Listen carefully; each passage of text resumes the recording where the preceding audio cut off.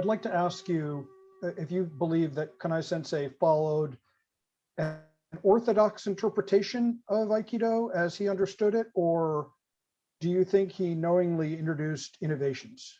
I have a lot of trouble trying to answer that question. I'll tell you why. I don't know what orthodox means, right? Because I was with Kanai Sensei the whole time. So I don't know what orthodox means. If I take a guess what it might mean, if I look across the Aikido community, I say, well, okay, he's probably unorthodox because he used to do all these things that were like different. He goes, oh, well, he's importing a lot of judo or whatever. But I think that just might have been his interpretation of Aikido. See, it's kind of like, what is orthodox Aikido? It's tough to say. I would say that he would believe he was doing, essential Aikido, so that it was not unorthodox. In spite of what I think the community, at least in the United States, would say about his Aikido. Yeah, I just have to say this. Maybe this is a good time to say it. Aikido has like such a bad reputation in America as a martial art. Remember when I said the times when he didn't talk very much? Even in those times, he had one speech, and he always used to say, Aikido is a martial art. So I think like he would be very displeased with where Aikido's gone since he's passed.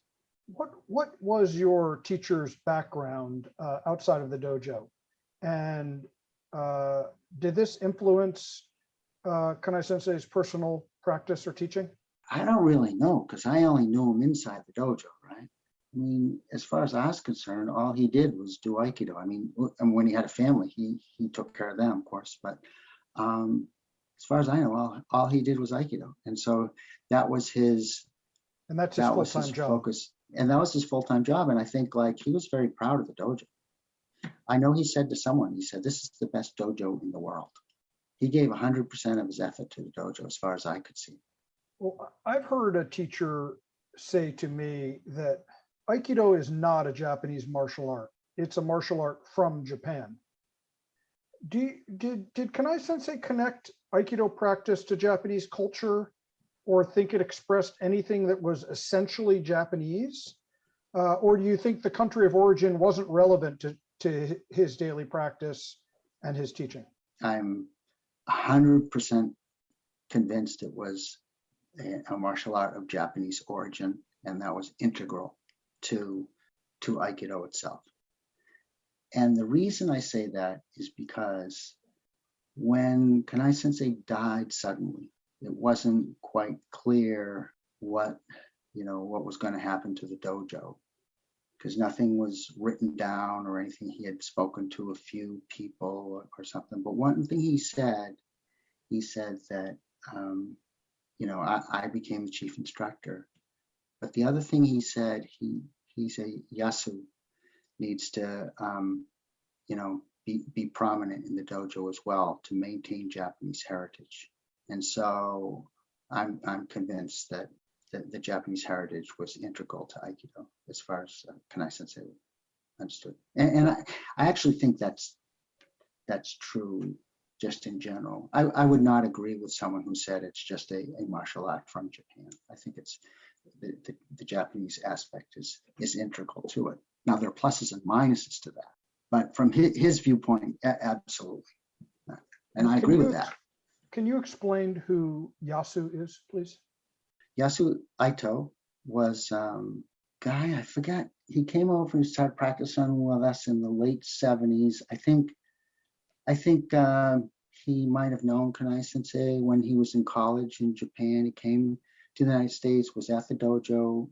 Kanai Sensei was his mentor. They became good friends. And Yasu took care of Kanai Sensei. So eventually Yasu had a business, stayed here. There was a thing with his green card for a while. He was going to go back, but he ended up staying, and he's been here ever since. And so was a good friend and companion to Kanai Sensei. If you could talk for a few minutes about your personal interactions with Kanai Sensei and relate any memorable stories, particularly what lessons did you learn from these stories, from some of the interactions you had with Kanai Sensei? A lot of this may hit people the wrong way, but a lot of people like to say that they learned a lot of Aikido from the stories and hanging out with their teachers, that sort of thing. And that wasn't my experience because I didn't like hang out with Kanai Sensei that much. And when I did, it was always in a very perfunctory way at a get together or something like that, right? So we didn't have these long conversations where he described, different aspects of Aikido or origins or that sort of stuff. So most of my interactions, in fact, virtually all of my interaction was in training. Like I told you, I used to train a lot with a training partner outside of class. And there was a period of time when Thursday night, second class, there was virtually no one in the dojo, maybe 5 or 6 people at class.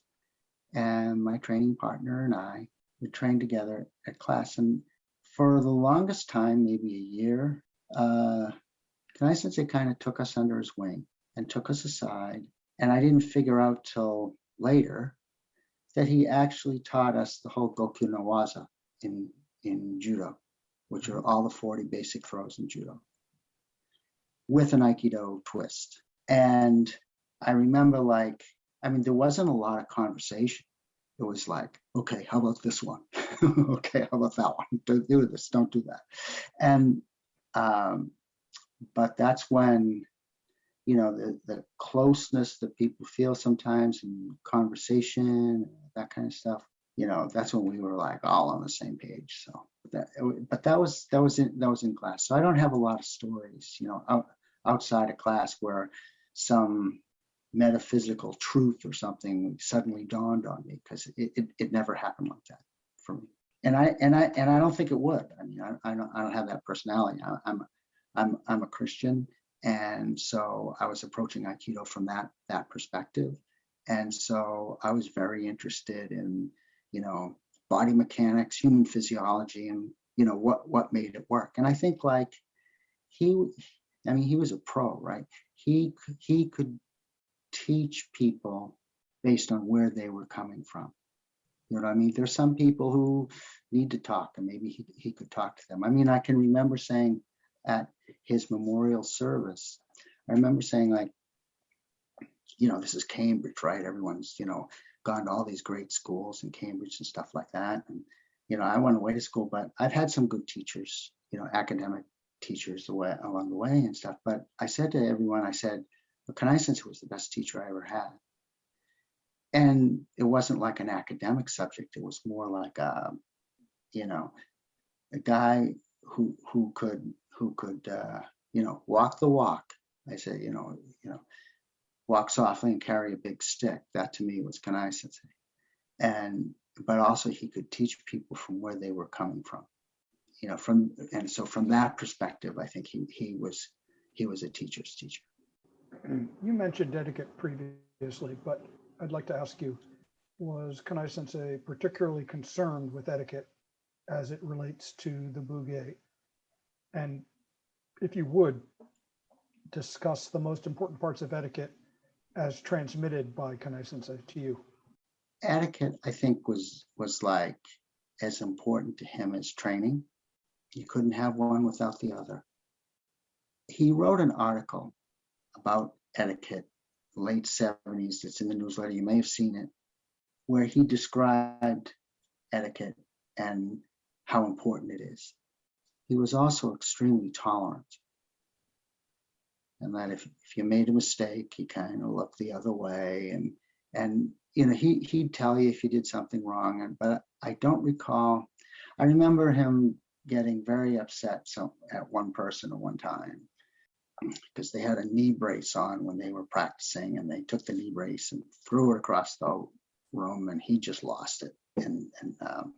But I don't recall. I mean, I can remember him saying, okay, you should do this, you should do that kind of thing. But I don't actually recall any major breaches or any particular instruction on etiquette. It was very well, I'll tell you how it worked. We'd all line up for class, this was especially when I was younger. We would all line up for class and it was dead silence in the dojo.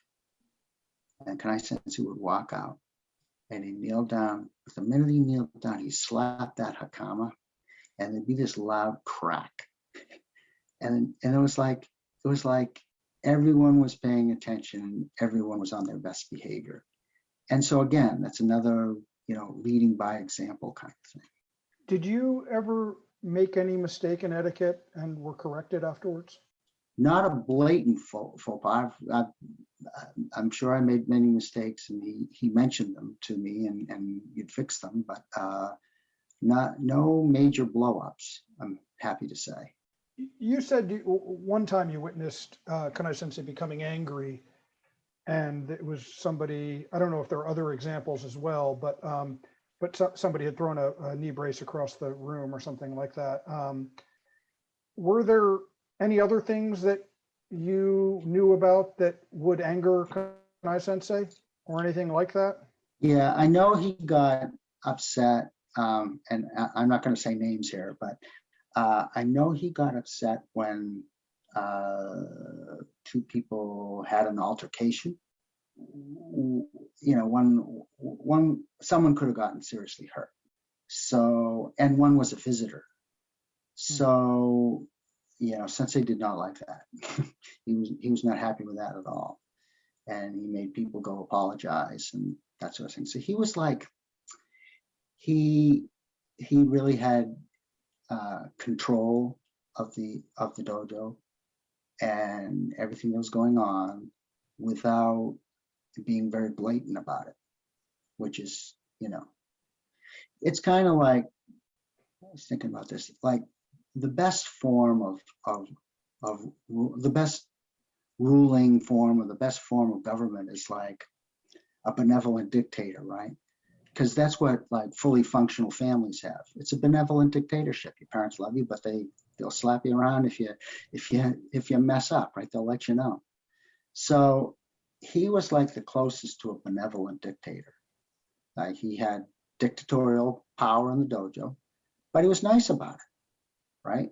So the problem, of course, is that most benevolent dictatorships go into tyrannical ones. And then that becomes, the worst thing in the world. So you go from the best to the worst and very easily. But that was one example of a benevolent dictatorship, if you'll take those words, that, it worked. And it worked through the force of his personality and charisma. Unfortunately, when he's not there with that personality and charisma, things will, there are a lot of issues to deal with. So if there was one thing that you think your teacher was trying to transmit to you, what do you think it was? Well, for me, I would say the number one thing I learned from Kanai Sensei that I think he wanted to get across was you want to confront your opponent asymmetrically. So that this brings in the part about doing kazushi, moving to someone's blind spot and not crashing. He always used to have these discussions about not crashing. In terms of Aikido, in terms of what I learned from him, I think that's like the most important lesson. Is to use your maximum efficiency, but maximize your efficiency asymmetrically, right? You off balance your opponent, move into their blind spot, that sort of thing. So that's, to me, that's his legacy. Thank you, Farrell Sensei. It's fantastic. Anything before we finish up? Anything you'd like to add or make sure that we take note of? I'll say a couple other things. I told you he was like really proud of his dojo. Well, he was also really proud of his students. I can remember this one time, it was a really hot summer in the dojo. Oftentimes it was like 100 degrees in the dojo. And we were having all these really hard practices. And here's when he really started doing all these Maki Otoshi, Seoi Otoshi stuff. And we hadn't seen a lot of that because he actually taught in a couple different phases. This stuff kind of floating in, and we spent the whole summer doing it. And then when we went to summer camp, He'd never done those things at summer camp before.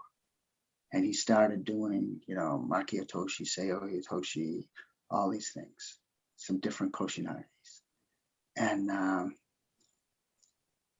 everyone, like, it was always like at summer camp, everyone would say, who wasn't from Cambridge or wasn't from Boston would say, oh, we really like Kanai Sensei, but we have really had trouble following him, which is okay. Every time you get a new teacher, you got to figure out what they're doing, right?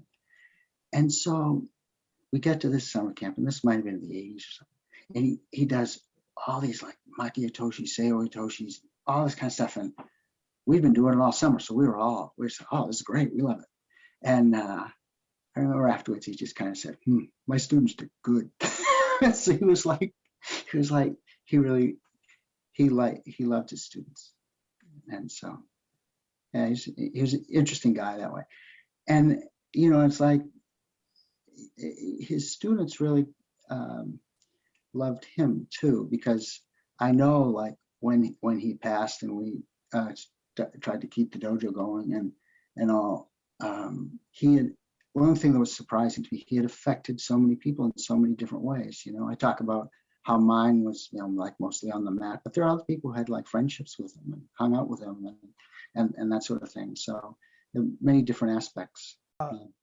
Thank you very much. This was a fantastic discussion. You exceeded expectations. Thank you very much.